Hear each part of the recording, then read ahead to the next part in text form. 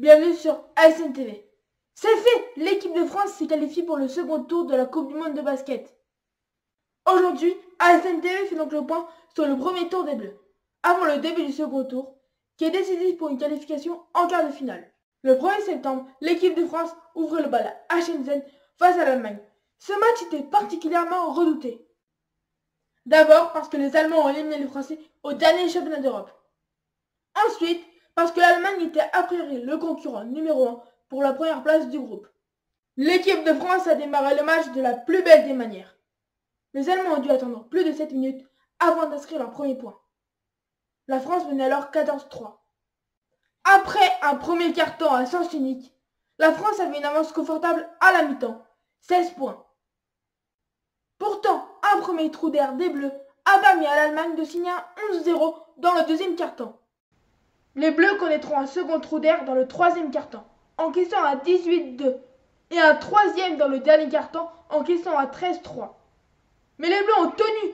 Rudy Gobert a été impérial en défense, 9 rebonds, 5 contre, alors qu'Evan Fournier, 26 points, et Amat Mbaye, 21 points, étaient les attaquants les plus efficaces.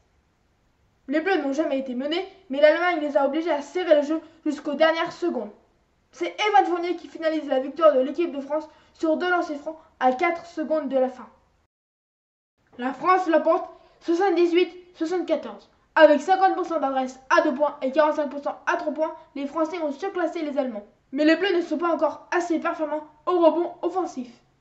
Le meilleur joueur du match est l'Allemand Johannes Voigtmann, pivot du CSKA Moscou avec 28 d'évaluation. Il a marqué 25 points avec notamment 71% de réussite à 3 points. Viennent ensuite Evan Fournier avec 25 d'évaluation et un double-double remarqué, 26 points, 10 rebonds, puis Amat Mbaye avec 21 d'évaluation. Nous avons été impressionnants défensivement pendant 8 minutes. Il n'y a pas eu un seul tir facile. Nos joueurs ont été intelligents et agressifs. Malheureusement, quelques erreurs leur ont permis de réduire l'écart. Nous devons reconnaître que l'Allemagne a réussi des tirs fantastiques en deuxième mi-temps. Ils nous ont menacés, mais nous avons montré l'état d'esprit qu'il fallait pour gagner. Ce soir, nous avons vu nos points forts et nos points faibles. Progressivement, on devra s'améliorer sur ces points faibles, les pertes de balles et le rebond. Le 3 septembre, l'équipe de France enchaînait face à la Jordanie. Les Bleus se devaient de confirmer face à un adversaire beaucoup moins coté, seulement 49e mondial. Les Jordaniens ont tenu le choc jusqu'à la 17e minute. Ils n'avaient alors que 3 points de retard sur les Français.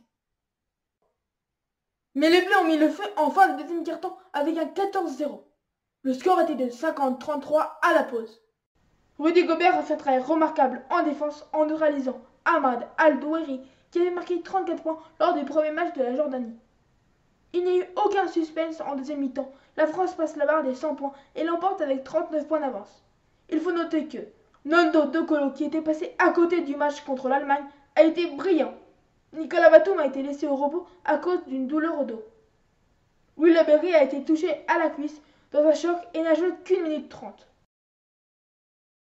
La France l'emporte 103-64 et valide son billet pour le second tour avant même le troisième match.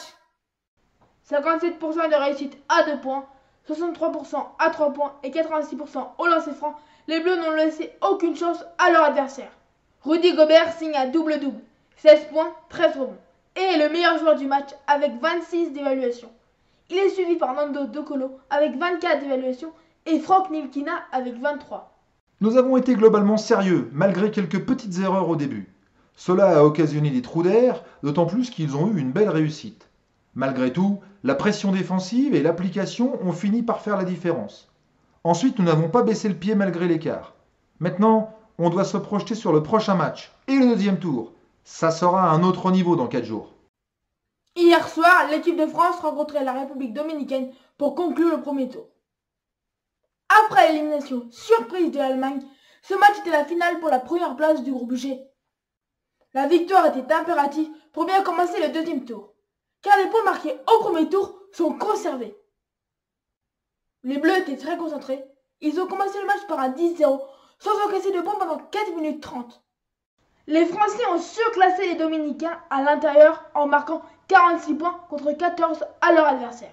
Mais aussi à l'extérieur avec 27 points marqués et une adresse remarquable à 3 points de 50%. Louis Laberry était forfait, Mais les 11 autres joueurs de l'équipe de France ont participé au match et ont marqué des points. La France l'emporte 90-56. Après avoir mené au score de bout en bout, l'écart était déjà de 22 points à la mi-temps.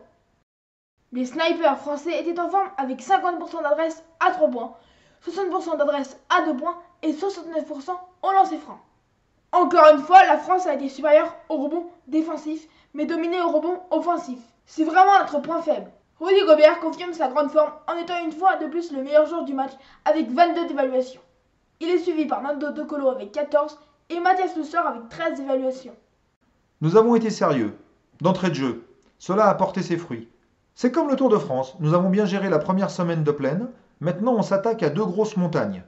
Notre niveau doit encore monter d'ici samedi, pour ce qui est déjà un 8e de finale. Tout le monde fait les efforts avec une excellente concentration pour respecter ce qu'on voulait faire. Maintenant, il faut le faire contre plus fort. Le contrat est rempli. Avec 3 victoires, l'équipe de France débute le deuxième tour avec un petit avantage pour la qualification en quart de finale. Au deuxième tour, les 2 premiers du groupe G, la France et la République dominicaine, rencontrent les 2 premiers du groupe H, l'Australie et la Lituanie. Ce sont 2 grosses équipes du basket mondial qui peuvent monter sur le podium de cette Coupe du Monde. Les points du premier tour sont conservés et cela permet à la France d'être première de son groupe à la différence de points. Les 2 premiers du groupe L iront en quart de finale et affronteront les 2 premiers du groupe K, constitués des États-Unis, du Brésil, de la Grèce et de la République tchèque. Il est donc vital de finir premier du groupe pour affronter le deuxième de l'autre groupe et éviter très probablement les États-Unis. L'équipe de France s'envole pour Nankin. Elle affrontera la Lituanie samedi et l'Australie lundi. Rendez-vous mardi sur ASN TV pour le débrief. Allez les Bleus! Vive le basket sur ASN!